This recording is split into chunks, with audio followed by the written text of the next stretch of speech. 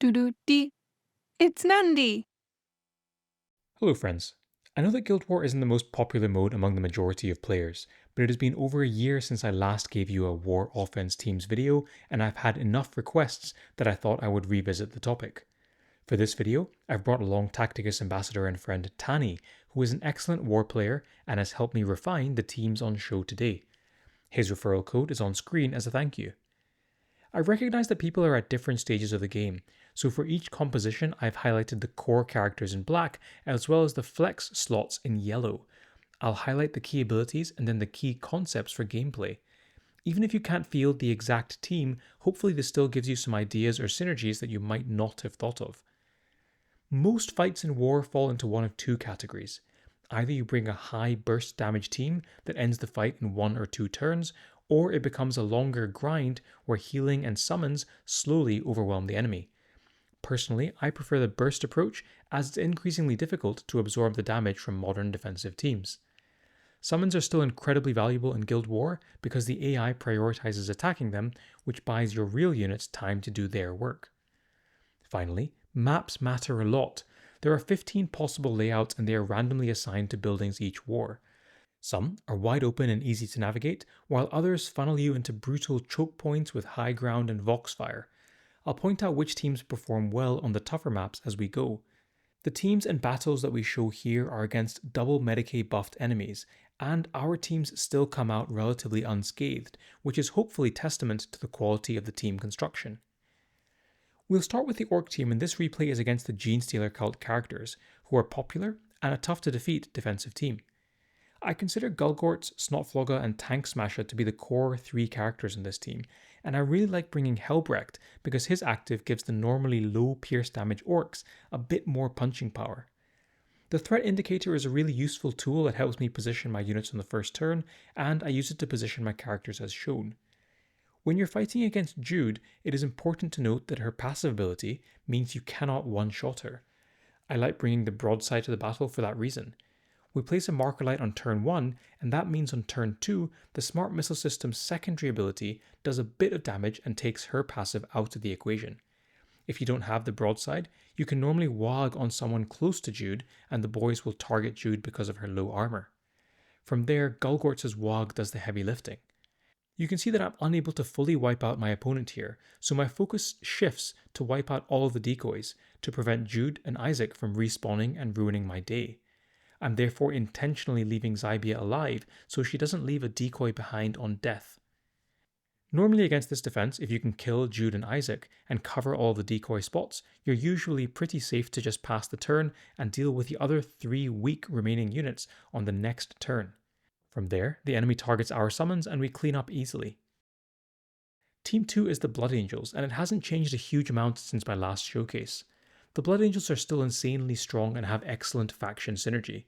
The most important pieces are probably Dante, Mephiston, and Lucian, but you really want all 5 to do well. They're really good against the Death Guard teams that are often seen and really successful on war defense. The key things in terms of setup is that Nicodemus should move into the concave and use his active, rather than starting his turn there. Otherwise, his passive triggers at the wrong time, and your units aren't at 50% health to gain the Blood Angel's bonuses. From there, it's pretty straightforward. Try and get Dante into position for him to provide his passive damage bonus to the rest of your squad, then you can move your Blood Angels in and pick the enemies off. Mephiston does a ton of unblockable 100% pierce damage, and he can trigger that twice in a turn when you use his active swap effect. He also prevents Rockbone from reviving people, making this extremely strong to deal with a Death Guard defense. One note of caution is around Lucian's active, especially if the enemy brings Biovore, as sometimes Lucian just runs off and chases summons. The Genestealer Cults are incredibly strong in Guild War thanks to their faction synergy. The core of the team is Isaac and Jude, who generate constant pressure through summons, decoys, and the ambush mechanic. The basic strategy is simple: overwhelm the board with summons. Holland is great for setting things up early, and healing Jude before her active helps maximize the damage. Once you've flooded the battlefield with summons, it usually becomes pretty easy to finish things up after that. Your core characters stay alive and finish off the enemies while they are distracted by your less important summoned units. One useful trick against the Forge Fiend is to summon with Holland on turn 1.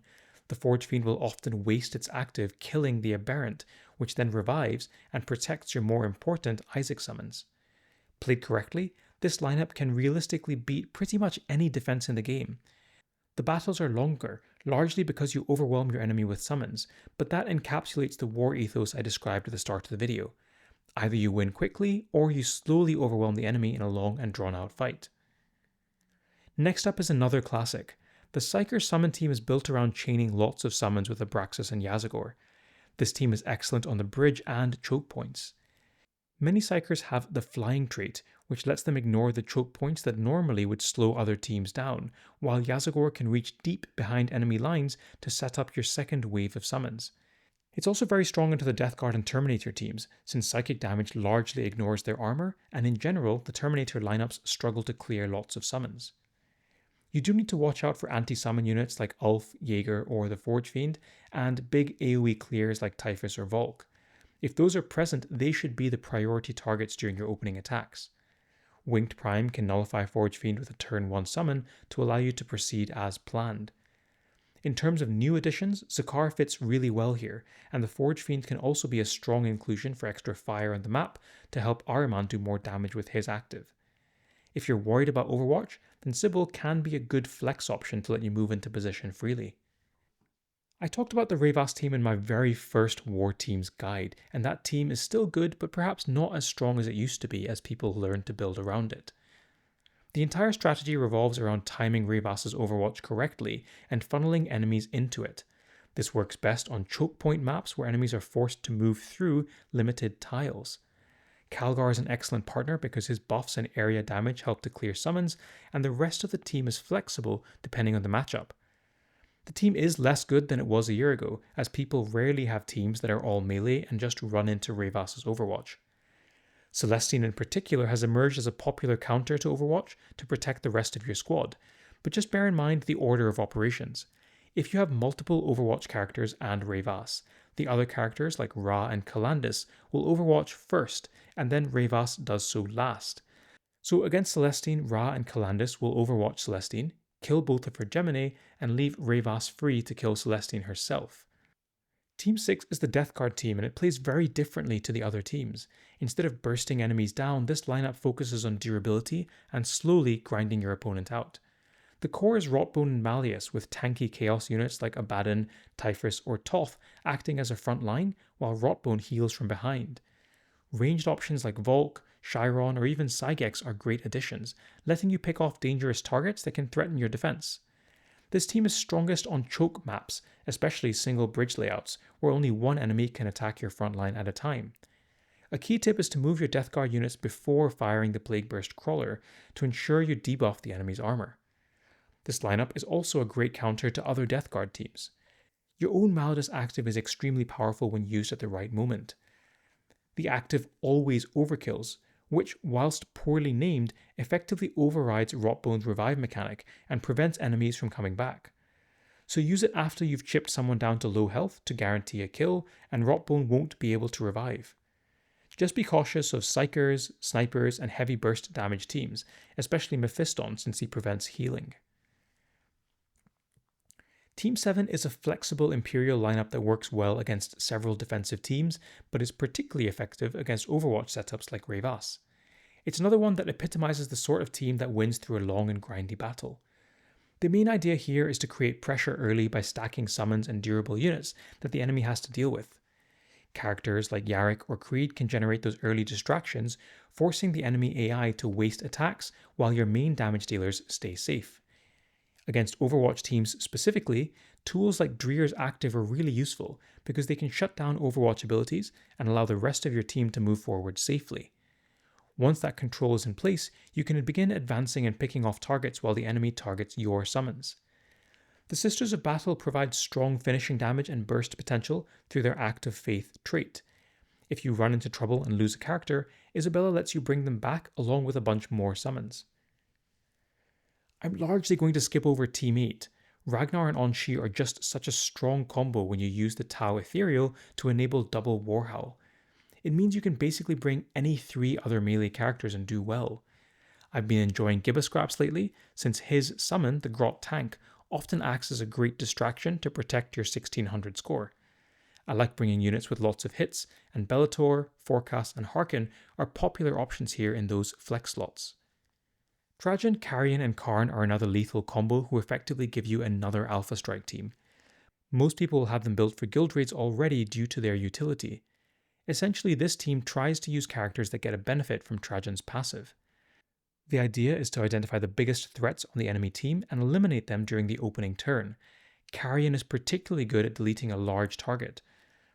Gulgorts, Rayvas, and Asoth are all seen on war defense these days, so you have a lot of options.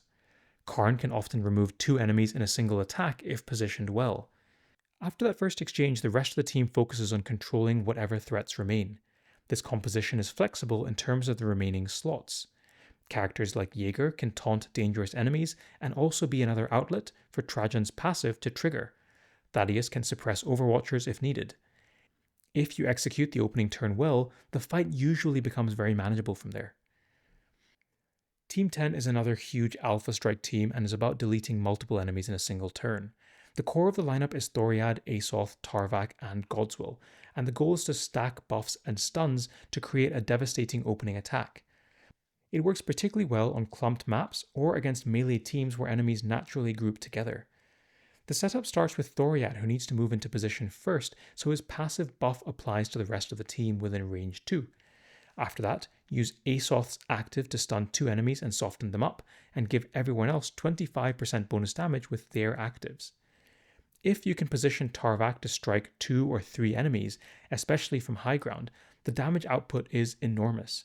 It's very satisfying when you can delete 3 characters in a single active. The team also provides a surprising amount of control. Between Asoth and Godswill, you can potentially apply 3 separate stuns, and Thoriad's defensive buff helps prevent retaliation after your opening strike. You can even bring Incisus. He's a good healer, but also has surprisingly high damage in this setup. You could also lean more into Tarvak and bring Baldur or Athana to get that 100% crit chance, or add in Titus, who has really nice synergy with Incisus. As a bonus team, I've got here the Psyker Bomb.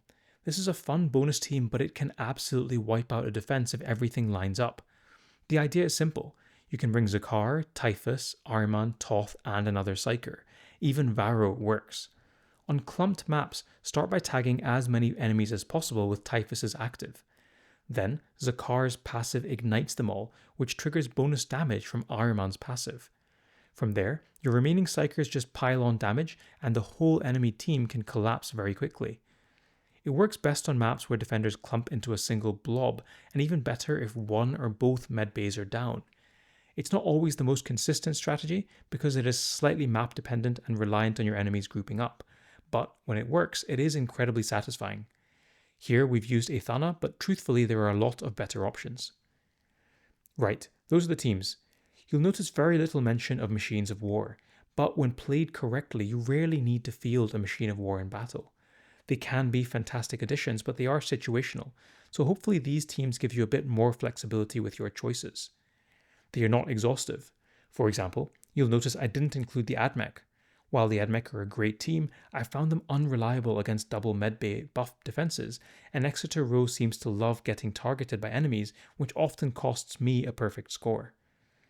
Anyway, that's gone on for long enough. Thanks as always to my Patreons and YouTube members who support me and give me a platform to continue to do this sort of work.